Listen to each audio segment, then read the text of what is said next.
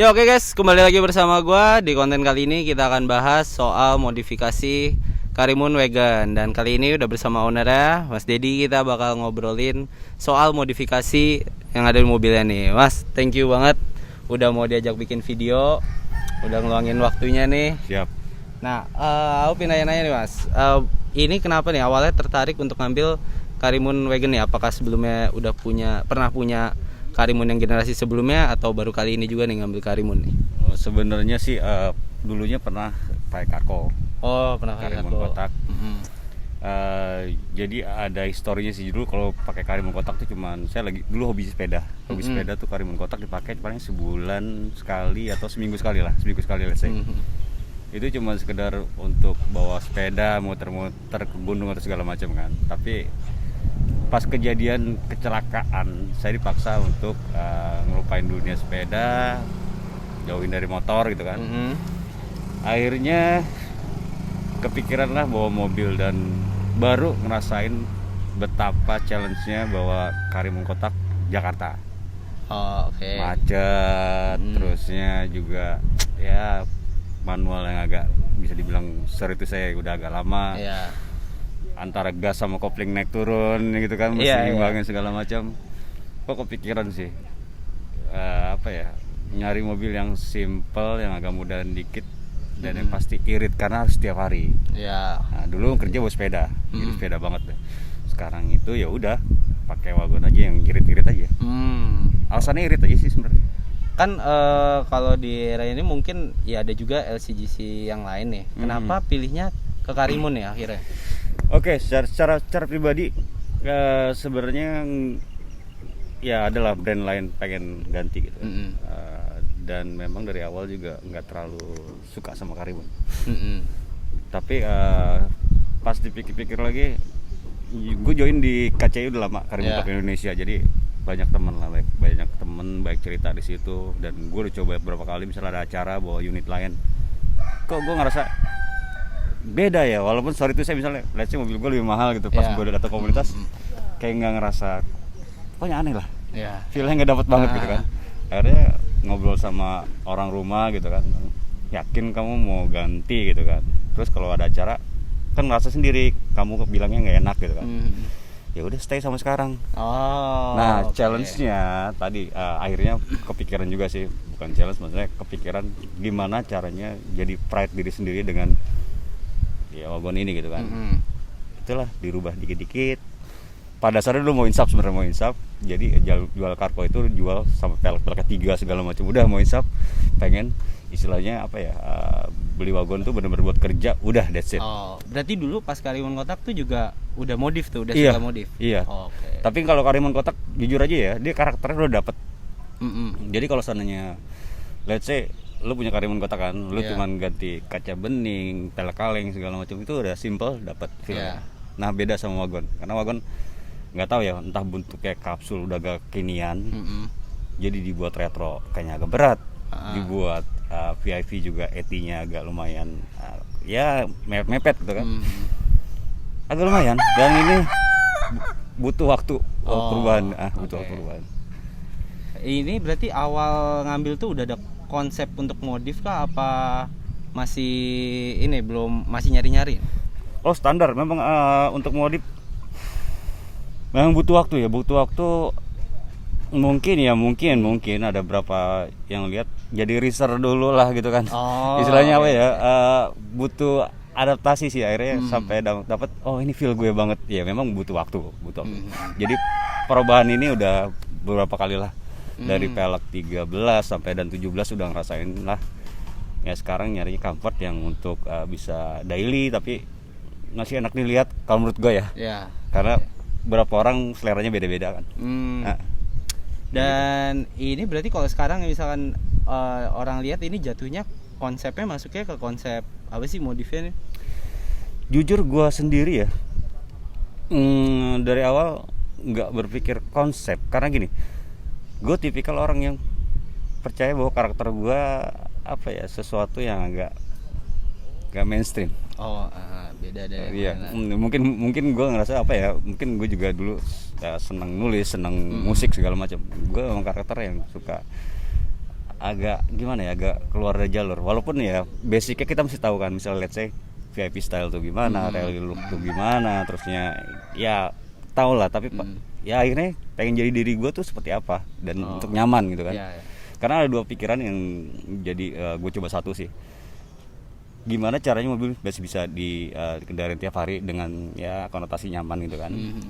Tapi gimana juga itu berbentuk sesuai dengan karakter, lu bisa dibilang modifikasi yang ya paling nggak orang lihat sedikit diapain mobil kayak gitu.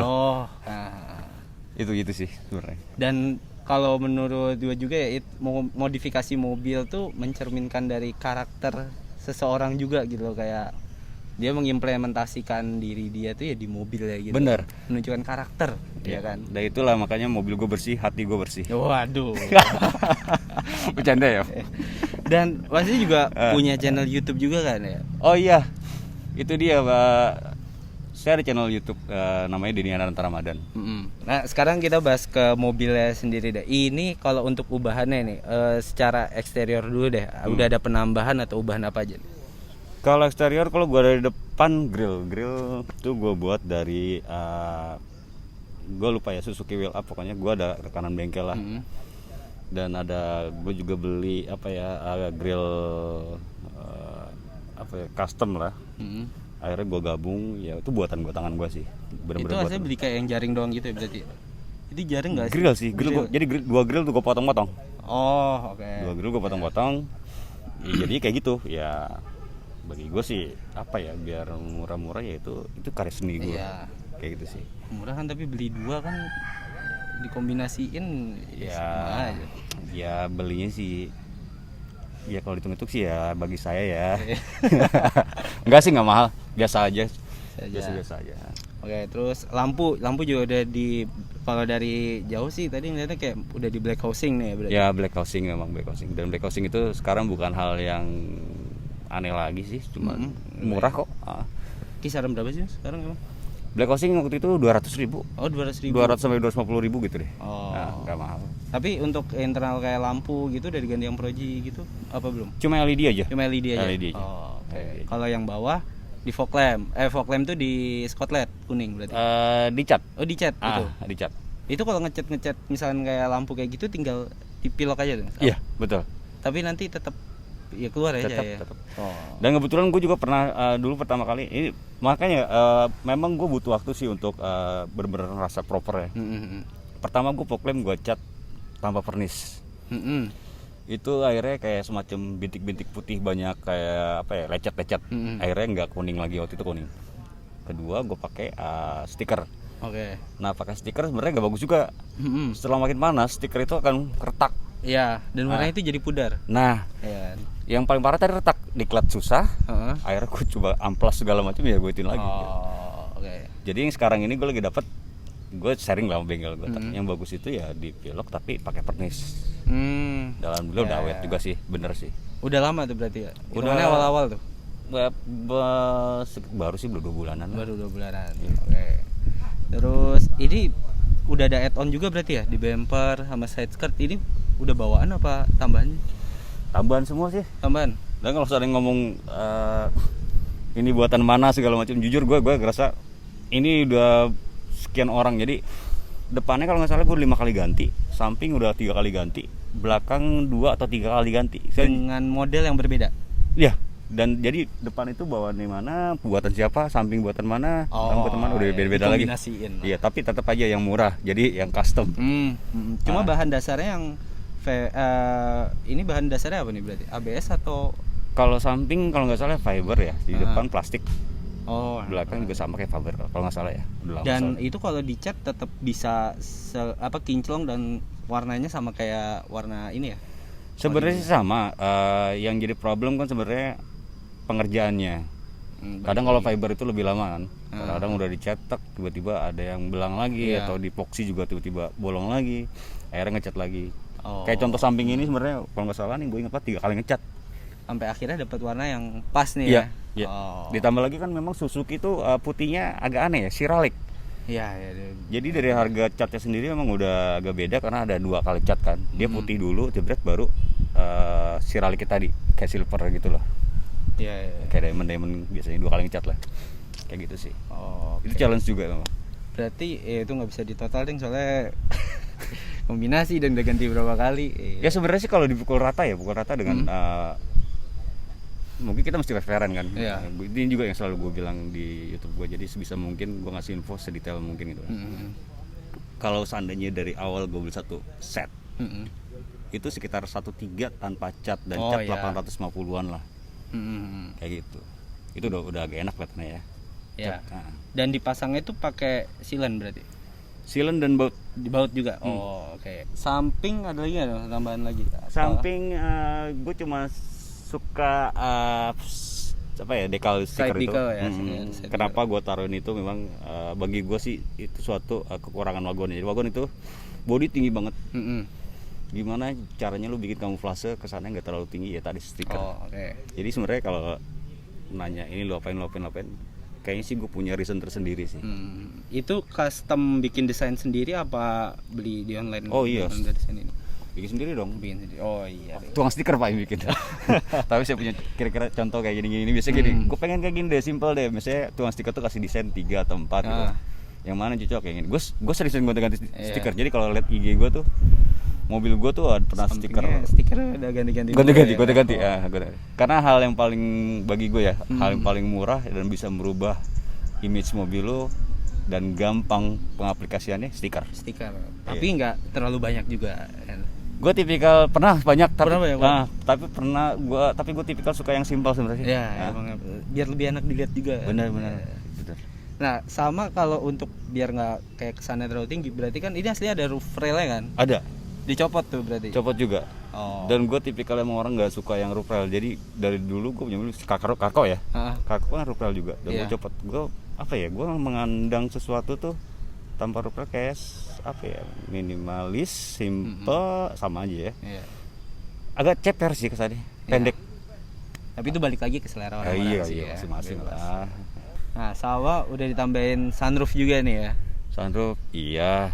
Sudah. Ini pakai kayak bekas dari mobil lain atau emang yang aftermarket? Kebetulan ini pakai aftermarket. Webasto. Gue lupa deh, yang pasti seri Comfort L. Dan biasanya cenderung ini lebih gede sih daripada yang lain. Memang waktu itu gue tantang sama bengkelnya, Om, Bani gak pakai L gitu. Bedanya apa? Cuman ngetok atas bagian sedikit lah yang garis-garis itu. Ya bilang ya udahlah. Oh iya. Kalau kebanyakan kan city car pakainya yang M berarti ya. Rata-rata M. Dan ini pemasangannya hitungannya kayak pasang yang bekas dari mobil lain gitu, yang sampai dibongkar kayak gitu. Sebenarnya sama, dan iya, gue juga karena gue juga content creator juga ya. Jadi gue bener-bener pelajarin banget waktu itu. Sayang gue nggak videoin, tapi ada di IG lah video gue. Jadi sebenarnya gini, kalau seandainya lu copotan mobil orang, itu memang butuh waktu untuk sekitar 2 minggu dari si bengkelnya sendiri. 2 minggu itu untuk ya ngerubah dudukan kepalanya, istilahnya kan banyak adjustment. Nah beda sama aftermarket. Dia dibuat universal. Dan bentuknya cuma jepit atas jepit bawah. Oh oke. Dan gue cuma ngopi 2 gelas 3 jam setengah kelar. Jauh kan? Dari 2 minggu ke 3 jam setengah gitu. Dan itu nggak ada masalah tuh ya selama sampai sekarang dari masang? Alhamdulillah sekarang udah jalan 7 tahunan. Aman. Dan dengan harga 6-7 lah sunroof yang sekarang kayaknya semakin naik juga nih. Jadi hitungannya termasuk beruntung juga dapetnya kayak masih murah. Sebenarnya sih gini ya, boleh sering-sering juga, maksudnya teman-teman bilang, "Alah lu ngapain pakai sunroof, gunanya apa sih?" gitu. Nggak tahu, gue ngerasa kayak pride-nya ada. Yang pasti bagi gue sih irit. Pikirkan lo. Irit gimana tuh? Jadi gini, kalau pagi itu jujur gue kalau pakai AC pagi itu dingin minta ampun. Oh iya. Lu tinggal buka tilt udah sejuk banget di dalam mobil. Gue berangkat subuh selalu berangkat. Kerja tuh sekitar jam 4 jam 5. Kayaknya nggak butuh AC gue tiap hari. Paling kalau pulang lah. Masih gelap berarti kan? Lah iya. Iya benar. Berarti nggak perlu AC. Tapi kalau seandainya lu nggak ada sunroof, lu tutup kaca terus lu nyalain AC, tetap aja men. Benar. Keringetan gitu. Irit. Okay. Dan ngilangin, kalau gua ngerasain ya, ngilangin ngantuk. Kalau malam itu gua kadang berangkat subuh pulang malam gitu kan. Itu benar-benar jalan gua kadang tidur 2-3 kali gitu kan. Pas pakai sunroof itu emang gua lebih leluasa bisa ngeliat langit atau hujan segala macam. Bener-bener kayak gitu. lebih berasa apa ya, luas dan mata lu lebih agak terang. Karena beberapa mobil pun sebenarnya kayak misalnya yang interiornya sempit itu saat dipasangin sunroof tuh jadi kayak lebih kesannya lebih lega sih. Bener. Itu dari pabrikan kadang ngakalinnya kayak gitu tuh. Dan memang agak sedikit sombong sih. Jadi kalau seandainya gue naik mobil mewah pun tanpa sunroof, kadang-kadang gue rasa ngap. Iya. Karena terbiasa mungkin, agak gue nggak tahu lah. Iya. Gantung orangnya. Oh. Tapi jujur pas lu pakai sunroof pertama kali, gue butuh adaptasi seminggu. Adaptasi dalam segi apa ya ini? Karena gini, sunroof yang aftermarket atau bawaan mobil biasanya cenderung masih ada apa ya, cecercah cahaya. Jadi kayak kesan-kesannya lu ngerasa apa ya, biasanya kedap gitu, lu kayak seakan-akan tuh terbawa. Oh, ada apa sih, secercah kayak sinar sedikit gitu kan. Kayak nggak nyaman. Tapi pas sudah itu malah gue naik mobil lain malah terbiasa gitu. Karena terbiasa sebenarnya. Terbiasa. Iya. Oke. Terus lanjut ke bagian belakang nih. Belakang tadi kan etonnya juga tambahan tuh yang di bumper custom juga. Nah, itu emang lubang knalpotnya tuh jadi yang model 2 gitu ya berarti ya? Itu memang ya, itu sama ilmu ngayal juga sama grill tadi. Jadi gue tuh suka tertarik dengan, makanya gue mungkin seneng mobil sedan awalnya. Jadi gue seneng hal-hal yang ada apa ya, agak racing gitu kan. Biasanya racing tuh ada diffusernya kan. Gue ngayal, gue mikir setengah budak. Maksud gue selama ini gue belum pernah lihat diffuser wagon. Kan selama ini cuma bawa dikit gitu kan. Gue tertantang nih. Gue tuh sampai berapa kali buat sebenarnya, ini yang ketiga kalau nggak salah. Dan semuanya tuh agak kok aneh gitu kan. Itu ngorbanin dari body kit, karena gue bolong-bolongin juga kan body kitnya. Bolongin sendiri tuh berarti. Ada bengkel sih, tapi kan pemikirannya gue ya gitu kan. Gue pengennya kayak gini tuh kan. Ya itu akhirnya gue pakai Yaris 2015 sama dengan Innova tuh ada seat plate samping, gue potong-potong sama LED AS. Jadi pengerjaannya lumayan, gue dari pagi sampai sore tuh untuk ngepasin segala macam, potong-potong. Yaris sendiri aja kalau nggak salah gue 3 kali potong, 3 kali ngelem ya, nempelin lagi. Sama dengan tadi seat plate dari Innova tadi bawahnya, nanti lo set deh. Jadi kalau seandainya lo tanya beli di mana segala macam, banyak nanya, gue jujur bengkel sendiri bingung bikin kemarin. Bener bengkel sendiri lupa, gue nggak tahu om tuh bikinnya gimana kemarin. Karena banyak perubahan. Kalau knalpot tadi, pertanyaan knalpot tadi gue pengen kaliin kesannya agak dapat racingnya gitu, walaupun nggak ada suaranya sih. Dan kan kebanyakan kalau mobil yang pasang kayak gitu kadang satunya tuh cuma ya udah dilas kayak kepegangan doang. Nah ini nyambung nggak dua-dua? Oh nyambung dong. Nyambung ya. Nyambung dong. Tapi kalau untuk sistem knalpotnya masih standar ya dari depan. Standar. Gue tipikal orang yang nggak suka ngoprak-ngoprak mesin, karena gue ngerasa untuk sebuah LCGS ya lu harus 140 160. Apalagi sih lu harapin? Iya. Dengan kondisi mobil yang sorry to say yang tinggi, ya lu gue pernah nasin 160 tuh udah goyangnya ada lumayan. Walaupun udah ceper ya. Kebayang juga ngeremnya, lu ngerem ya mesti gue agak susah jelasin itu. Pokoknya untuk apa sih main mesin itu? Gue ya masing-masing orang ya, tapi bagi gue udah cukup buat harian ya, udah cukup. Dan karena kan juga ngincar iritnya juga kan. Durability-nya. Itu utamanya kan itu irit. Berarti ini mesin nggak ada ubahan ya? Nggak ada, gue cuman ganti gearbox total 2020 2021 gitu, dari bongkar sama apa persnelingnya. Jadi kalau sana kayak kaki ini pelek, gue sering temen juga sering banget tanyakan, om pelek yang paling enak untuk wagon berapa gitu. Kalau gue based on pengalaman, kalau lu jalannya kampung atau bisa dibilang agak sedikit bolong-bolong, 14 ring 14. Oke. Tapi kalau seandainya lu udah ke arah perkotaan 15 lah. Stabilnya lebih dapat. Akhirnya gue tarik 15, dan gue kalau nggak salah 4 kali pelek terakhir ini 15 semua. Oke. Karena pertama itu gue pernah nyoba dari 13 sampai 17. Standarnya itu pas dari pabrik tuh kalau yang tipe ini berarti ring berapa? 13 ya. Nah ini sering juga, tadi gue bilang gue pernah berpikir untuk insapin mobil karena pengennya sebagai harian aja, irit harian udah. Gue kejadian kekurangan dia pelek 13. Jadi saat gue jalan sedikit kayak ada got gitu, kok berasaan gue kayak mau nyeblung aja gitu loh. Jadi akhirnya gue pikir hal yang pertama gue ganti pelek, dan selanjutnya baru A, B, dan C gitu. Sama dengan per. Nah per juga challenge juga buat gue. Per ini bisa dibilang lebih dari 10 gue ganti. Nah, kalau di Karimun kan misalkan setahu gue ya kayak Karimun Kotak itu dia pakai yang velgnya lebar, lebih lebar dikit aja. Itu kalau belok gini gasruk. Nah, di Karimun Wagon itu juga gitu nggak sih? Pakai velg yang lebarnya lebih lebar daripada standar ya, apalagi ringnya juga lebih gede. Itu ngalamin gasruk gitu. Sebenarnya sama ya. Tadi gue pernah pakai Karimun juga kok. Kako gitu. Jadi sebenarnya challenge sama. Kalau untuk wagon mungkin sekarang gue udah banyak ya coba ya. Jadi memang lo mesti benar-benar smart tentuin anti velg sama ukuran ban. Kayak sekarang ini gua yang sekarang ya. Ini benar-benar gua agak paling maksimal sih selama gua ganti velg sama ban.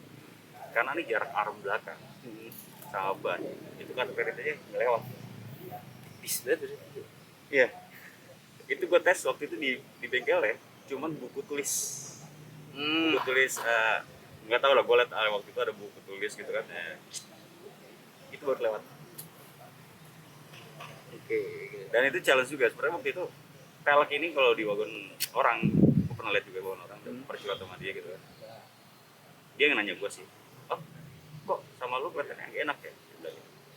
Lu pakai spacer gak? Enggak. Dan gue tahu dia pakai spacer. Dan gue disiapin spacer, udah beli istilahnya kan. Dan itu speknya sama velgnya? Velg kayak gini sama.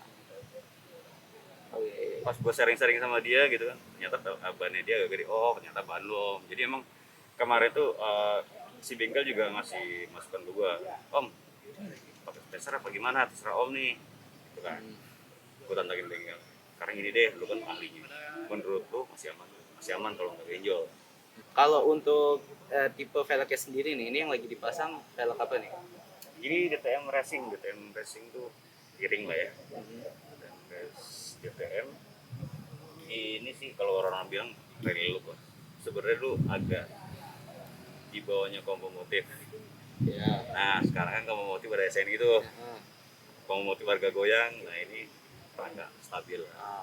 Nah jujur aja gue sebelum ini pakai Combo Motif. Jadi gue sebelum itu pakai Combo Motif itu sebenarnya untuk fitting tuh lebih cakep. Lebih cakepnya dia hatinya kalau salah Combo Motif 40 atau 41 sekitar 39 40 atau 41 lupa deh. Nah ini 43 kedalaman. Oh oke. Nah kedalaman. Tapi emang waktu itu gue kayak ke brainwash gitu. Gue kan memang seneng yang ngeliatin dalam. Nah gue seneng ngeliatin dalam. Tadi pas SNI keluar tuh gue ngerasa feelnya apa ya? Soalnya antara SNI made in England sama England sendiri itu gak ada bedanya dari luar. Udah kelihatan tuh? Gak ada. Oh. Dan gue ngeliat di pinggir jalan udah mulai banyak kompo piring gitu kan. Kok gue ngerasa kayak main nih kayaknya ego gitu ya. Akhirnya gue pikir oh, dapat deh kisaran harga berapa sih? kemarin itu gue angkat 7,5 atau 8,5 7,5 kalau nggak salah. Nah kan karena tadi ban itu apa mepet apa nggak tergantung ban. Nah spek bannya berarti berapa nih? 175 berapa ya? 55 75 per 55 sama tuh depan belakang sama. Oh. Dan gue nggak rekomen lebih dari itu dengan velg ini ya. Iya ya. Pasti nggak sih. Itu berarti udah secara keseluruhan lah tuh eksterior. Dan ya tadi mesin juga ada sempat kita bahas dikit. Kalau ya nggak ada ubahan cuma tadi ya kayak gearbox gitu. Nah untuk interior sendiri deh mas sekarang interior ada yang diubah nggak? Gimana caranya kelihatan dari luar brengsek segala macam tapi dalamnya bikin gue nyaman. Sama kayak gue kan brengsek banget gitu kan. Tapi begini Hati-hati gitu. Ya. Tapi itu bener. Gue bener-bener ngaplikasi dalam. Jadi kalau sananya lu lihat jok warna krem artinya apa? Krem itu kan bisa cenderung bikin masa luas kayak gitu. Ya ada hati-hati sih kalau gitu. Ini orang baca banget dari warna ya kayaknya kalau milih-milih ini warna ini artinya ini. Karena saya orang ini Pak. Jadi warna itu adalah warna kehidupan itu. Ayo lupa ya udah. Canda. Oke. Berarti ini aslinya kan kayak jok kayak fabric ya berarti aslinya apa udah ganti paten sih MBTech. Dan gue pakai juga sih bengkel ternama lah. Gue nggak sebut namanya siapa tapi emang karena ini banyak lah jok-jok yang pinggir jalan juga bagus-bagus. Ya. Dan emang dia juga sampai bilang, om kalau buat komunitas lu bikin kayak gini aja, soalnya gua malu nanti komunitas bilang, lu mahal-mahal dong begini dong. Gua bilang soal itu gua pengennya simple, asal bagus aja buatan lu. Agak sombong sih, tapi emang gua nggak pengen yang enggak tapi paling enggak jahitannya enak lihatnya gitu loh. Iya, jahitan juga kadang kan suka udah ada yang gampang ini loh. Nah, dan setahu gue sih dok itu ngasih garansi seumur hidup, gue nggak tahu lah ya garansi seumur hidup gimana ya, orang ada apain juga kan, Iya. nggak tahu juga. Nah ini kira-kira kedepannya ada lagi nggak sih mas yang mau diubah mobil ini? Setiap manusia pasti ada mimpi ya. Ya. Sehebat apapun mobil lu pasti ya udah ada perubahan. Walaupun udah paten banget, gue jarang sih ngeliat modifikator yang jadi konsep jebret udah begitu aja. Iya. Tapi ada. Nah, ada juga. Di Karimun Club tuh ada namanya dia dari awal konsep kayak jebret, tapi ada perubahan tapi ya minor lah. Ya tapi kalau sana lo tanya ke depannya perubahannya apa gitu? Atau ya proyek kedepannya mau diapain? Gue tipikal orang yang natural karena dia jujur sekarang ini kan buat modal gong YouTube. Jadi gue ganti velg segala macam, gue ya kalau bisa paling enggak gue ngeriput mobil Karimun, gue bawa Karimun gitu kan. Oh iya. Penting kayak gitu. Jadi kalau seandainya lo nanya proyek depan apa, nggak ada, tapi Iya. nggak tahu kemungkinan kalau seandainya gue masih sesuatu yang enak berubah. Jadi tungguin aja di channelnya. Iya. Bisa gitu bisa. Oke. Nah ini buat yang sering tertarik dengan Karimun, itu kan karena Karimun apa aja kan dari YouTube. Oh iya, all series. Nah itu bisa langsung kunjungin aja channel YouTube-nya dan kalian subscribe karena itu kalau kalian nyari referensi buat modif Karimun itu banyak banget di situ. Dan mungkin itu aja untuk video kali ini yang bisa kita obrolin karena udah panjang banget. Thank you banget loh mas udah mau sharing-sharing, udah ngulangin waktu juga. Makasih juga ada di channel hebat ini gitu kan, Amin. sama om yang hebat ini gitu kan. Ditunggu mau nge-review Karimun. Oh siap. So itu aja guys untuk video kali ini. Thank you banget buat yang udah nonton dan sampai ketemu di video baru berikutnya. Jangan lupa untuk like, share, dan subscribe.